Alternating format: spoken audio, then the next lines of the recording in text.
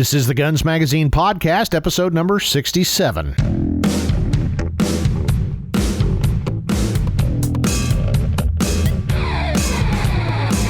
Hi there, and welcome to the Guns Magazine podcast. I'm your host and the editor of Guns Magazine, Brent T. Thanks for joining us as we talk to the interesting people who make up the world of shooting, hunting, and the firearms industry. Before we get started, let's talk about our sponsor, Berger Bullets. Berger builds match-grade rifle bullets and ammunition for target hunting and tactical shooting applications. Proudly made in Mesa, Arizona, Berger uses the highest quality materials, tooling, and production processes to produce the world's most accurate bullets and ammunition. Berger is unequaled by the competition and has established more long-range world records than all other manufacturers combined. To find out why our nation's elite operators, competitive shooters, and hunters all trust Berger to shoot better, visit your favorite retailer to experience Berger's uncompromising quality or learn more at burgerbullets.com. Well, I've got a DIY gun restocking project at hand for a future Guns Magazine article, and I bought an aftermarket stock from Boyds Gunstocks. Rather than learn by trial and error, probably mostly error, I went straight to the top and talked with Dustin Knutson of Boyds. He's their stock guru, and we had a great talk about all the considerations if you're planning to restock your own gun. Here's my chat with Dustin Knutson of Boyds.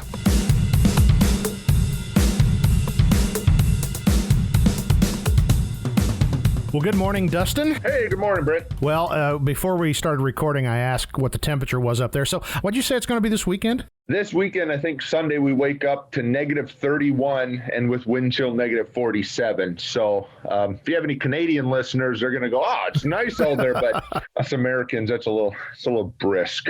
Well, that's perfect weather to stay inside and work on guns. And that's what we're going to talk about. You are the guru of gun stocks.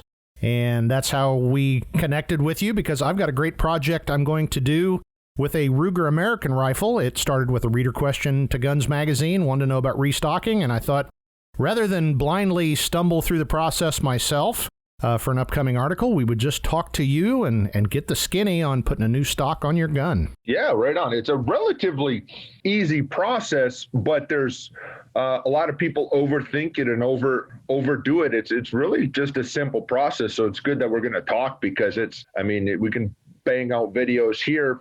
2 minutes, I'll take a novice and they'll put it together perfectly.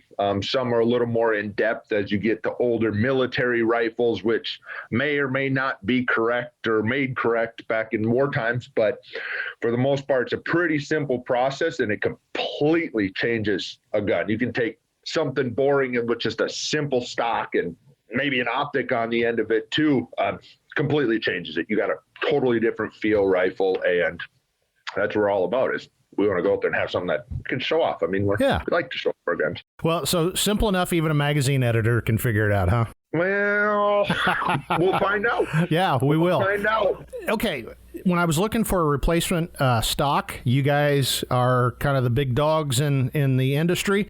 Boyds has been around for a while. Tell me just the brief overview of Boyds and how they came to be the stock guys and gals. Okay, cool. This year we celebrate our 40th birthday. Started in a small town of South Dakota.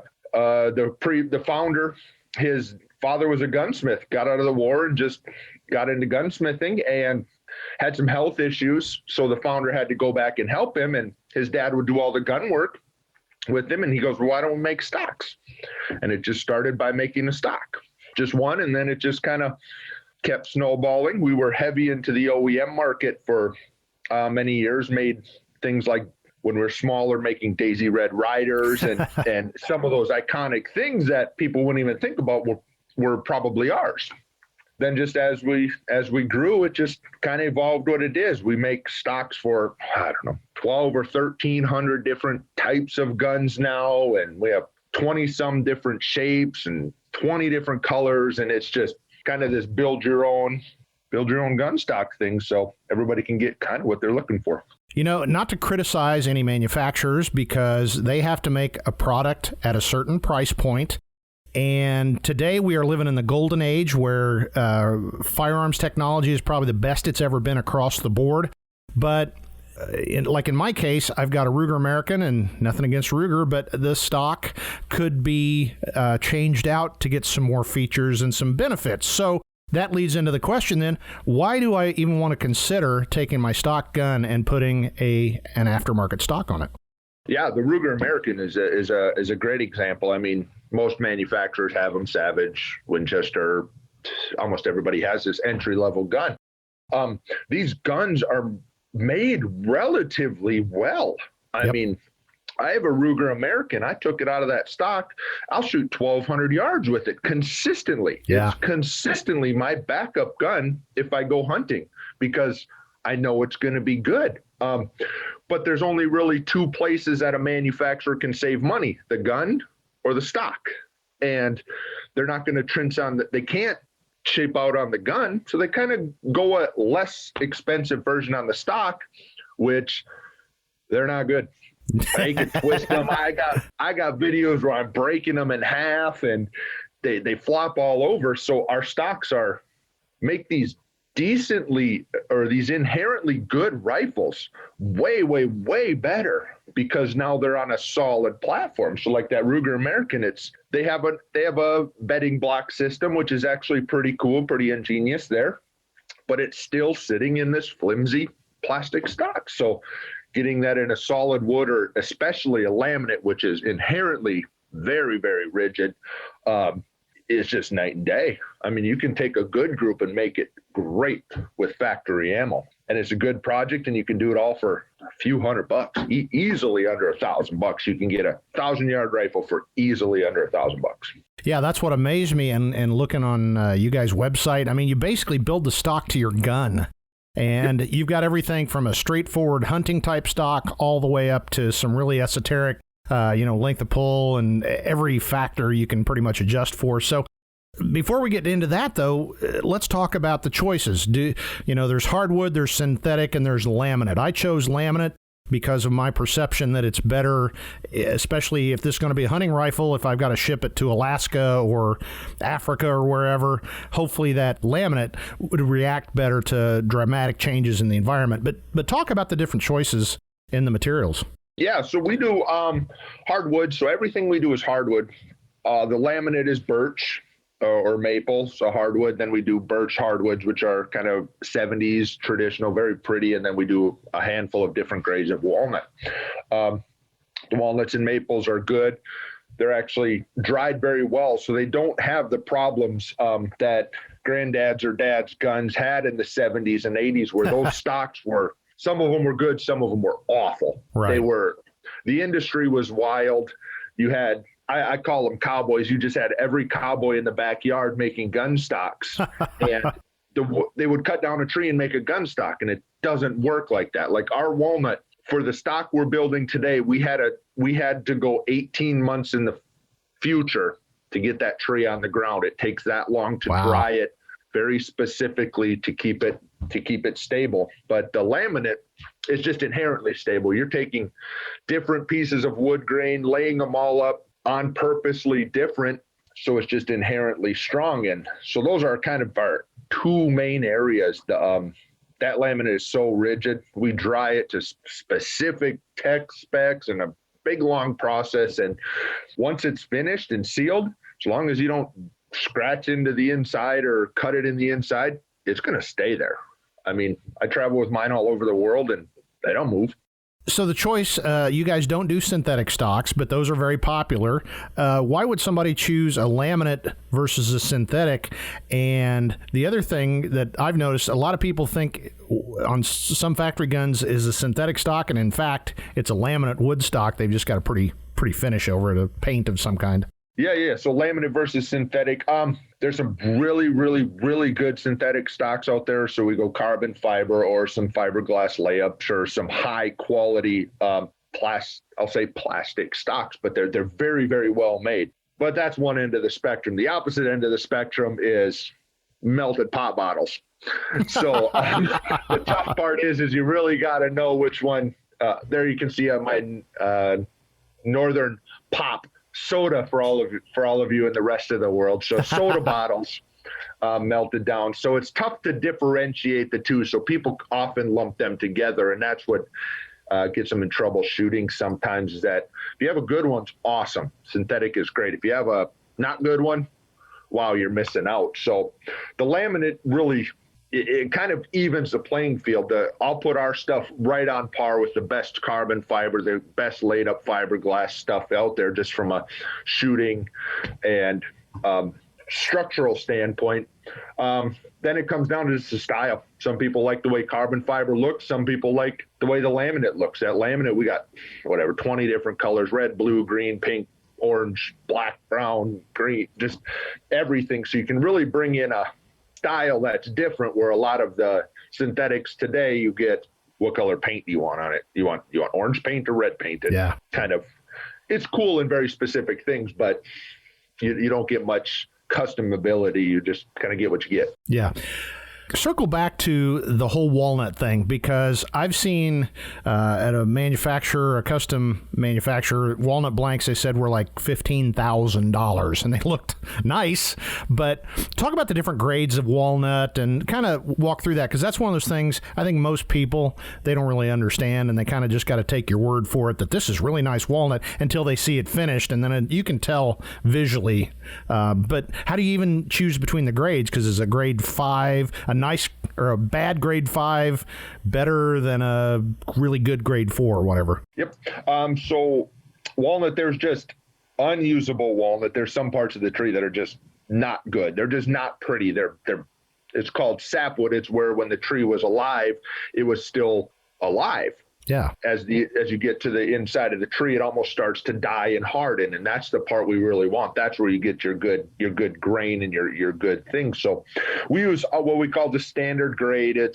There's some technical jargon in the background, but it's just standard grade. It's just nice, straight grain. It's going to be strong. It's going to be rigid. It's going to have that wood feel, that wood look, that walnut thing that everybody expects. From there, the grades go up, and they're just like anything. The higher the grade, the more characteristics it has. So we'll step up grade 1 or 1 to 3, and then exhibition is what you were talking about, the $15,000. What looks really, really cool in a tree is when it has special characters. Like if a branch comes off, the way the tree grows is it crushes it and changes the cells. So you'll get these really cool lines that go through. And then as you get through higher grades, sometimes it's where two tree branches grow together. So it's called crotchwood. These higher grades just have a more depth to them. You just look at them. They're more movement in them. They're just pretty. And kind of like when I go hunting, you go hunt something new and you're like, well, how do I know if it's a big one? The outfitters always say, you'll know. Yeah. So it's the same with walnut. You're going to know inherently when you see that nice piece of walnut. You're going to go, oh, that's what it is, because it just has such depth and some special movement through it in different colors, and it's oh man, it's just gorgeous. So hard to explain. It's just one of those things. As soon as you know it, or as soon as you see it, you'll know it. It's just, and that's why they're so expensive. They're very rare parts of the tree. It may be 100 trees cut down to get one chunk, unique and rare, and there's not a single one the same. So American versus Turkish walnut. You always hear Turkish walnut is, the king of the world. Is that true? It depends what you're looking for. Structurally, they're relatively the same. I mean, without getting the scientific books out and comparing data, it's more just the look. American walnut is black walnut, also called. Nice straight grain, just very consistent. Turkish walnut is exotic to us because it's a different grain structure. It's really smoky lines, and there's dark, big contrast. You'll get a really light spot right next to a really dark spot. So it brings in this cool lines and these cool motions. There's a Claro walnut, which kind of comes from California. It's a different type of walnut that it's really red from the soil there, and then just the sand blowing in off the beaches gets some cool things there. So I would say one's not better than the other. It's just Turkish is exotic to us. Yeah. You go to Turkey, they probably want American walnut because it's exotic to them. So the difference. It's different, but it's gorgeous. I mean, Turkish and French are very, very similar too, that it's gorgeous and it's just different. So let's talk about finishes. I guess the classic was the hand-rubbed linseed stock, which I don't know that you even see anymore. But, there's urethanes and, varnish. There's still some guns around with varnish. Talk about the different finishes, old finishes, new finishes, and what people need to know when they're doing this project. Awesome. When you're doing that, we do sell some stuff that's like unfinished for those hobbies. So if you really want to get in and have a significant connection, that sounds really weird, but have a significant connection with it, those hand rubbed oils, boiled linseed, I prefer tongue oil. Just putting that first coat on and seeing the colors pop, and then just working it, it becomes your own, and you get this kind of real connection. So it sounds really like a hippie, but it's awesome. No, it's our hobby. That's why I get it, and I think most guys get it. Yep. So those hand rub finishes are still a thing. They take a long time. Like linseed oil, if you leave it on a rag, it's going to start on fire. I mean, there's some inherent problems with them. So kind of the industry changed just with technology, that we just do in lacquers now. So it's just a two-part. What ours is 2-part lacquer. We mix it and we spray it on just like you would a car or anything else. And it's just better. It just stands up to the elements more, wear and tear more. Your little dings and dents and scratches aren't going to happen as much because of it, but it's still simple enough that it can be touched up. I mean, it's not rocket science. It's just a lacquer finish. Just sand it down a little bit and just touch it up if you need to. But, those old oil finishes have a unique look to them, but then they also jump that price up as well, because you got to touch it for so long. Well, is there any care and feeding instructions other than not dropping your rifle on a big chunk of granite? I mean, is there anything just keeping it clean, or is there stuff you really need to do to keep it looking good? No, just keeping it clean. What I tell most people is just treat it like you treat your gun, just the actual rifle or your scope. You're not going to drop your scope on the rock. You're not going to bash your scope against a tree. You're going to be just cautious of it. Even if you're out in the raining, I've been up in the Rockies with them and it's 2 foot of snow, it'll be okay. When you get home, take your wipes, you wipe down your scope, you clean out your bore, you wipe down all your metal, just wipe down the stock. That's it. I mean, if you throw it in a lake for a month, it's not going to be good for your scope, rifle, or stock. Yeah. So just take care of it. They're tools, man. They're fun, and they're not, our stuff isn't overly priced. I mean, it's relatively inexpensive. So I tell people, use it. Yeah. A lot of people put them on and go, well, no, I can't shoot it. I'm like, go shoot it. Go show your friends. That's why we do this. And if you completely destroy it for whatever reason, you can afford a new one, and let's do it again, because I don't see a point of having pretty stuff and being the only one that can see it. I want to show everybody. Exactly. Okay, I'm going to get into the dangerous question now. The old saying of, if I ask you what time it is, don't tell me how to build a fine Swiss chronometer, but I'm going to ask you, I got this great Boyds stock sitting here. I'm going to build up this Ruger American. What are some of the basic steps? We'll get into bedding in just a minute, because that's something that I don't have a lot of experience doing, but just the basic putting the action in. Can you kind of walk through that process? All right. Very, very simple. We have videos on our social and YouTube or wherever they're living. I take novices and do that. Most guns have 1, 2, 3 screws. Most of them have 2 or 3. Two or three screws. They're on the bottom of the rifle. If you twist those out, the barrel and the action come off, and your floor plate and trigger guard come off the other side, and you're left with a stock in the middle. If you go and put that barrel in the top of the new stock and put that bottom in the bottom of the new stock and tighten your screws up, you just did it.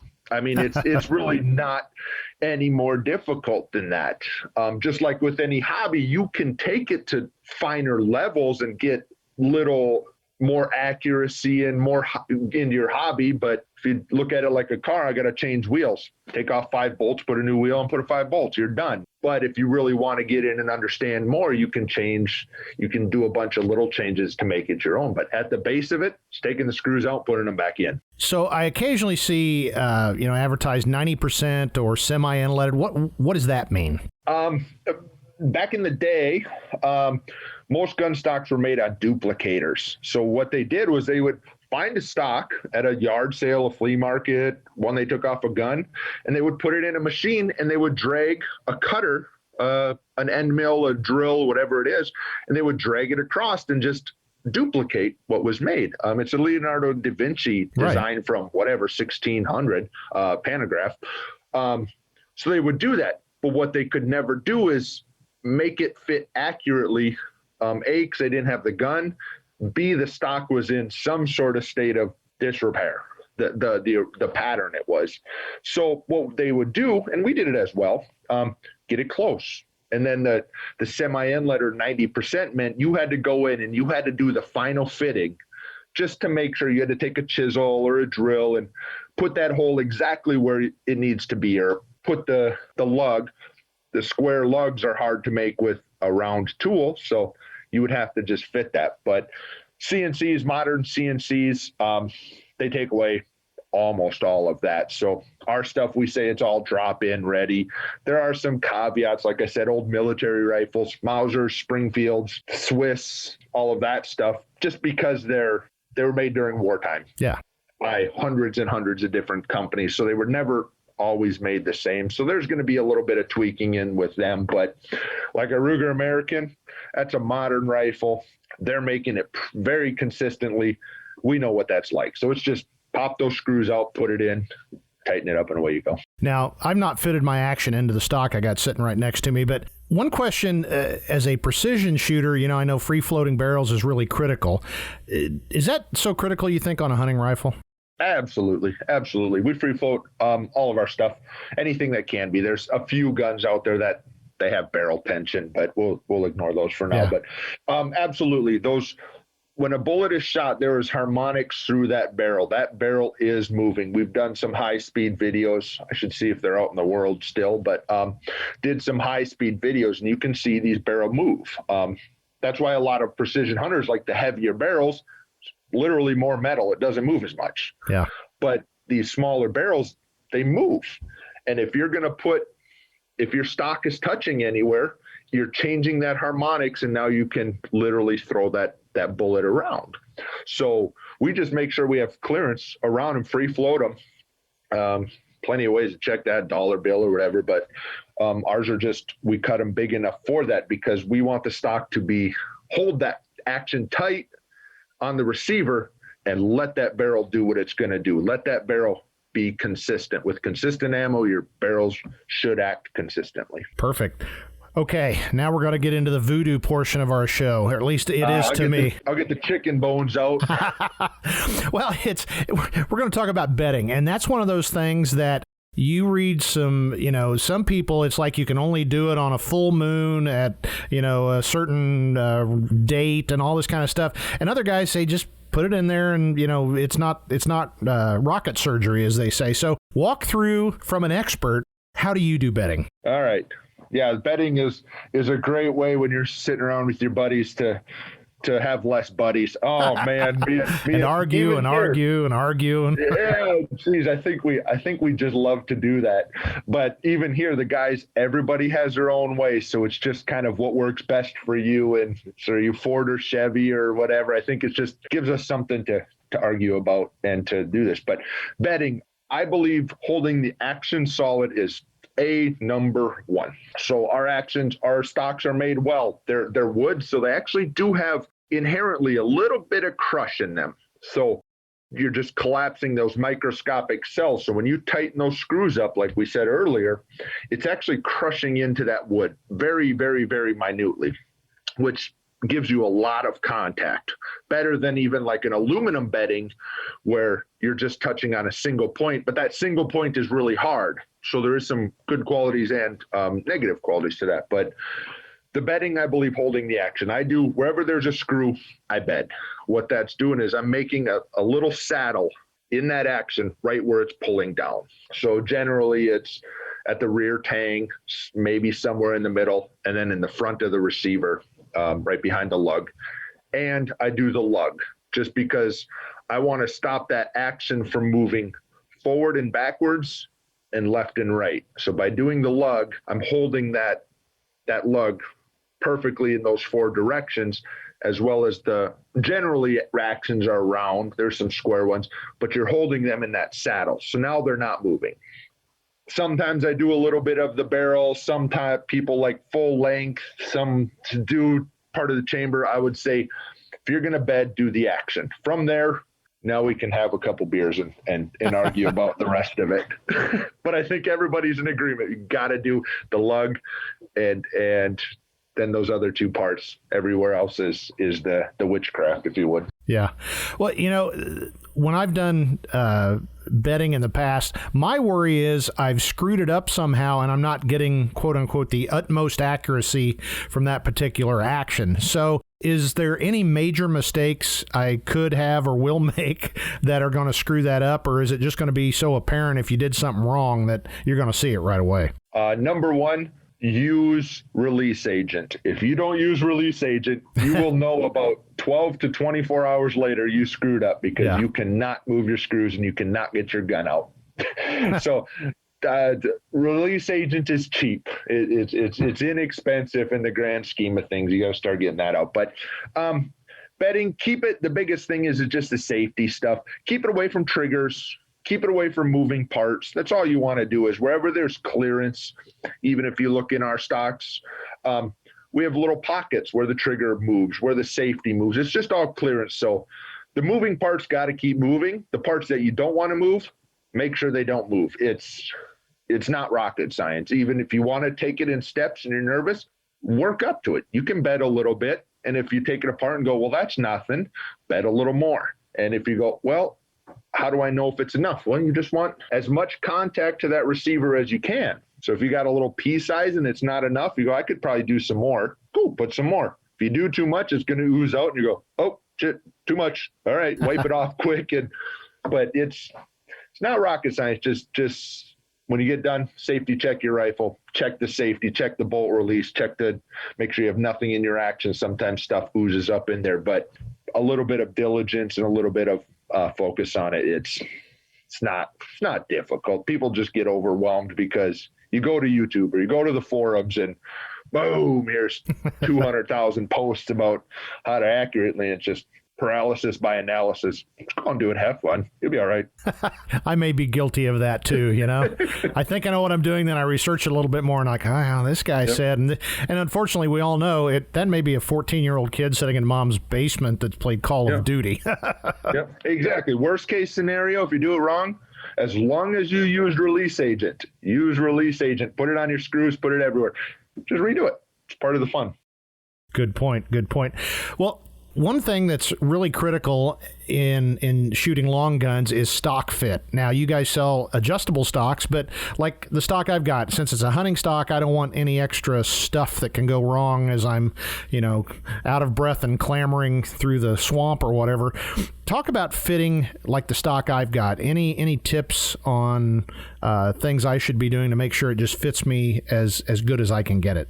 So we do have adjustable stocks where you can push a button and get the length of pull. Length of pull is from your shoulder to the trigger. I'm a big dude. I'm 6'6", 300 pounds. That I'm a big dude, so I need it long. My wife, who's relatively small, low 5'2". I'd probably get in trouble for not knowing, but be able to take the same gun, I can just push a button, collapse it down, and we can both use it. But even hunting style stocks, we do adjustments of length of pull. We can cut them correctly here. We can put the right pad on for your use. And it's just, as I get in deeper is into this industry and this hobby, is there's so many people that don't have guns that fit them. And rightfully so. These manufacturers are making hundreds of thousands of rifles. What they're doing is making the average. So that means it fits everyone. It fits no one. It fits no one. Where, as I've been shooting more and learning more, it's nice to know that, wow, I need a little longer length of pull, and just it brings the groups in. So part of that is we have videos out there, and there's ways to measure, and again, a little bit of voodoo witchcraft there as well. But the biggest thing is experiences, shooting rounds, just doing some of this stuff. You'll find the fitment. get an adjustable stock. Ours like $220.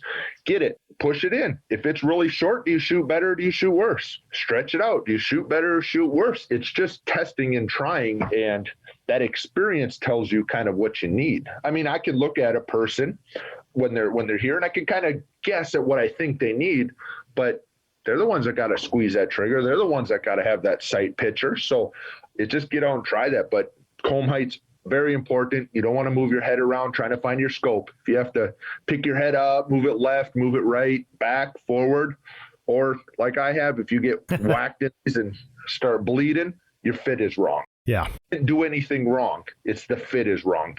I'm so big, my head is always forward. And that's why I just keep getting whacked and keep getting whacked right in my eyebrows, bridge of my nose. It's not my fault, because that's how the gun is I needed a stock a little bigger. Yeah. That's where you can take your groups and shrink them down again. So you can take these factory rifles, these Ruger Americans, which shoot inherently well. You bet them it's going to shrink that group down. You could get a stock that fits, it's going to shrink down. You don't even have to get into reloading, which takes it another step and another step. And some of the biggest group tighteners are the easiest stuff. Just make sure it fits.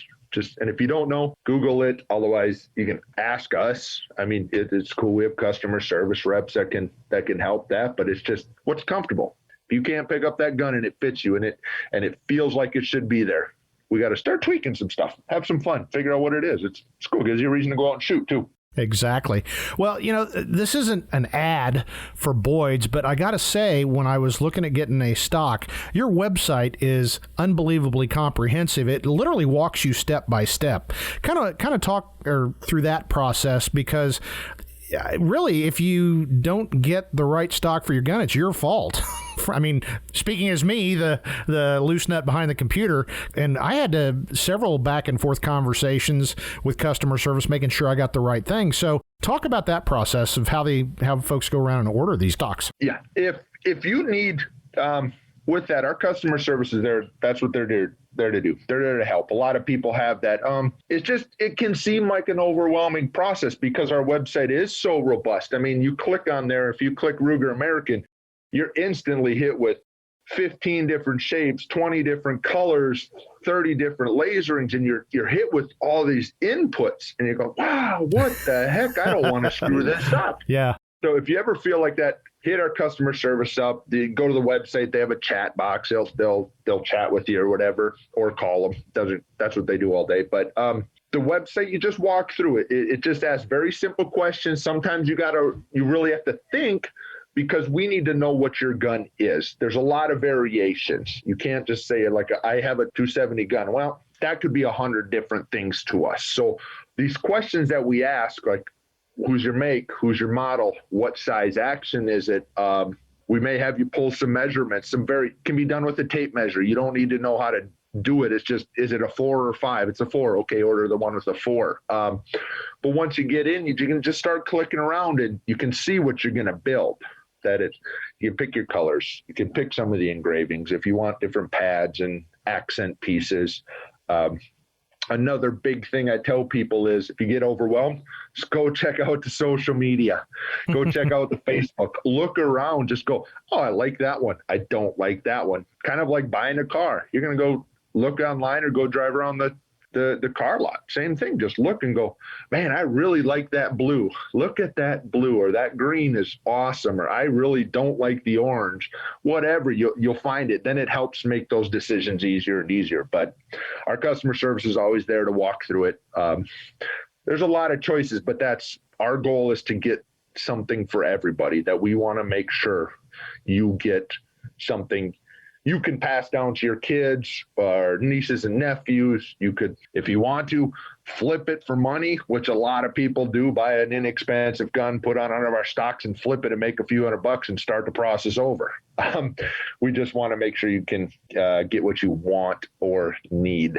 Well, I think that was kind of my big surprise when this thing was done and I got the stock, was the fact that basically I've got almost a custom gun, and it was not that expensive. Now, obviously, you can throw money at any problem, and you got to keep in mind that this is a Ruger American, a standard production gun, but I wanted a more tweaked, better performing gun without spending thousands and thousands of dollars. And it was amazing how, shall we say, relatively inexpensive this essentially custom stock was. Yeah, and that's our website is it's hooked to our whole process. So build to order is absolutely. People come up to us at the shows or email or text us, whatever, and say, what do you have for a Ruger American? We're like, kind of build whatever you want. I mean, here's all the ingredients we have. You just tell us how you want us to put the pizza together and we'll make it for you. We don't stock anything, nothing. Like we don't have anything. So when you went online and you clicked buy it now, within a couple of minutes, it was on our production floor. Here comes this order for Brent saying he's got a Ruger American, and it lists all your details and things you wanted on there. And we just walk around and we just throw them on. I mean, there's about 70, 80 people back there on the production floor. So they just go and he wants this color. They'll go pull your block of wood and put it in the machine and cut it to you. So we really absolutely do build everyone to order. Very cool. Because I have no idea what you would have ever picked. I mean, I could not have guessed. So let's not make that difficult decision. Let's just be ready for whatever you're going to pick. So it took a while for us to set it up, but we got it. I love your analogy of tell us what ingredients you want and we'll make your pizza, because that's exactly basically how it happened. Yep. That we just, at the beginning, we tried to stock them and we tried to make all the different things. And this was even as early as 10, 12 years ago. And we got so good at adding stuff, making new colors, adding new guns, that we go, we can't manage this one at a time. I mean, if you take 1,300 rifles times 20 different shapes times 20 different colors, I mean, when you start extrapolating that out, we're into millions of different options for gun stocks. Yeah. I mean, throw in a variable, you can put your initials on it. Well, just extrapolate it even further. So we just said, we got to get better at producing them. So we just worked our production facility down to being able to do it. I think it takes us, 7 to 10 days to get a stock out. And that's probably on the high side. If it's pretty bare bones, I mean, we can get out quicker. If it's a really extensive one, it may take a little longer. But I mean, we're in a world where ammo's sold out for a year and guns are sold out for 6 months. To produce a stock in 2 weeks, I think we're ahead of the curve. Yeah. Well, it kind of surprised me because, shortages are a way of life in our industry now, and I got my stock muy pronto, as they say. So muy pronto. Okay, I'll ask the opinion question. Thumb hole or no thumb hole? Oh, boy, the classic question. That's a tough one. That's a tough one to answer. When I'm at shows and stuff like that, it's a lot easier because I put a thumb hole in someone's hand and instantly. If you grab it and you love it, you're going to love it, love it, love it, love it. You will never want to shoot anything again. We had a guy that worked here. His old man was 80-some years old, safe full of guns. We suckered him into getting a thumb hole on there, and he felt it and loved it and changed every single one of his guns over. Wow. It went from, no, they're ugly, they're this, to I love them. That's hard to do without the internet. If you don't like it when you grab it, you go, I don't know, this is weird. You probably won't. Just, it's that. But if you're sensitive to recoil, thumb holes are great because by holding that, you're actually absorbing some of the recoil in your hand and your arm, so it takes it out of your shoulder. So, and it's a better position. That grip is angled pretty comfortable. If you have trouble carrying a traditional rifle in the woods or whatever else it may be, if you just always fumble with it in your hands, it just doesn't fit. Thumb holes are great. You can grab it with one hand and you have it. So recoil sensitivity is the biggest one that a lot of people like it. Shooting stability, it's good. I like it in my prairie dog rifle just because I can lock in sitting on that bench or laying on that canvas. I can lock in and I'm not going anywhere. I just scan through the scope and find those prairie dogs, and you can pick them out. It's so solid. There is some things that it has to fit the person. Like, I mean, to take it up in the mountains, I personally wouldn't because I have big hands. I don't need something to grab onto. I can grab anywhere and catch it. But if someone needs like a solid handle, it's great. So in the extreme conditions, it comes down to the person, but it's either way, it's just preference, really. Well, we've talked about all these great custom gun stocks. What's some of the stuff that Boyds has on the drawing board, or some of the new products that you guys come out with? Well, we're just about ready to release one, so I'm not sure when this is going to go out, but we got a new stock coming out, adjustable to a certain point, more of a hunting rifle stock is we're really going in our working model in the back as we've been developing is we want a modern hunting rifle. As you said, I don't want to be out in the field and then have to worry about pieces and parts in this fully adjustable stock, but there's a lot of people that need that adjustability. I like it because, like I said, I go with my wife and we're different sizes that I don't want to haul two guns. I can haul one. Yeah.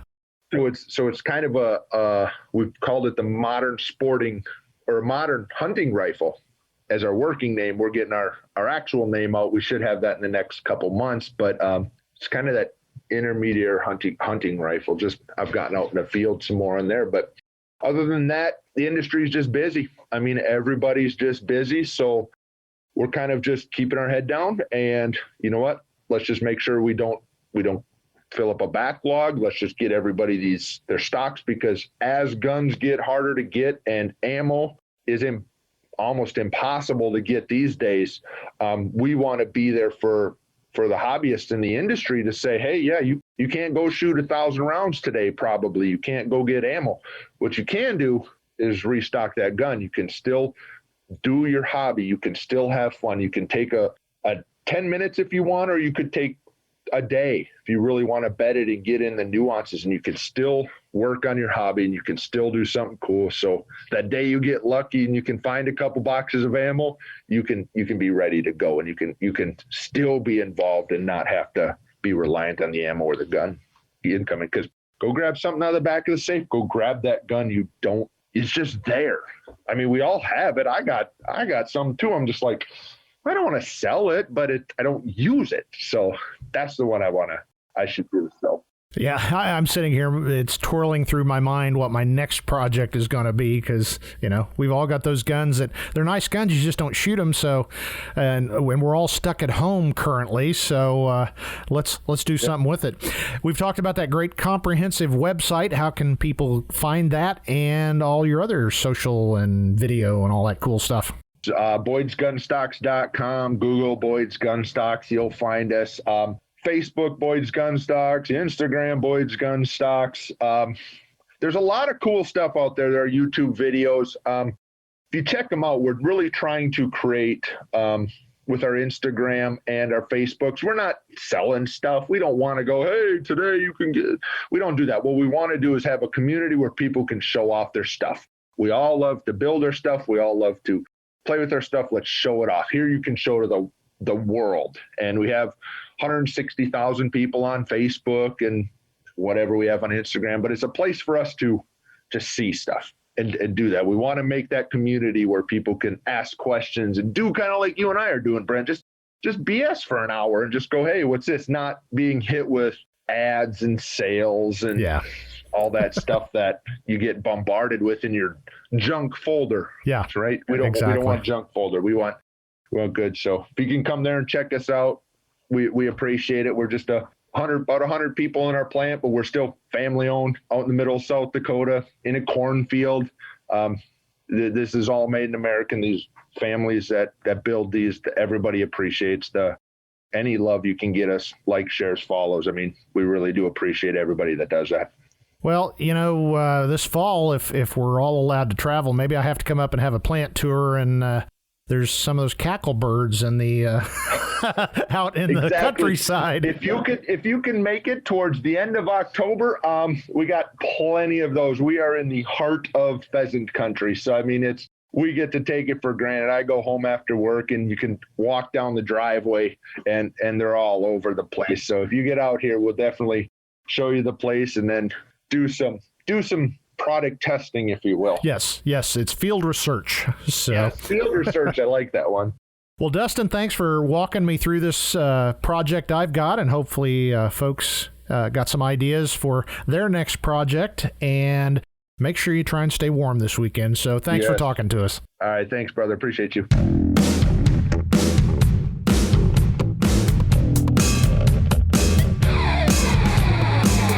That was both fun and informative talking with Dustin Knutson from Boyds. I hope he's not surprised if I show up at the factory in late October. And with that, we hope you're enjoying the Guns Magazine podcast. Please tell all your friends, even those crazy, gloating, impeaching liberals. Guns Magazine was first in the business, and we're using our decades of friendships to bring you the most interesting chats in the gun world. If you've got questions or comments about the show, please email me. That's editor@gunsmagazine.com. Make sure you don't miss out on anything by subscribing to us on your favorite podcast catcher, YouTube, and of course at gunsmagazine.com. While you're online and while you're still allowed by our tech overlords, don't forget to check out our sister publication, American Handgunner Magazine, at americanhandgunner.com. We'd also appreciate it if you'd share a favorite episode or some kind words on your own social media. And finally, I'd like to remind you to check out our sponsor, the guys and gals who really know what they're talking about, Berger Bullets at bergerbullets.com. That's it for this episode of the Guns Magazine podcast. For the entire staff at FMG Publications, I'm Guns Magazine editor Brent T. Now get out there and get shooting.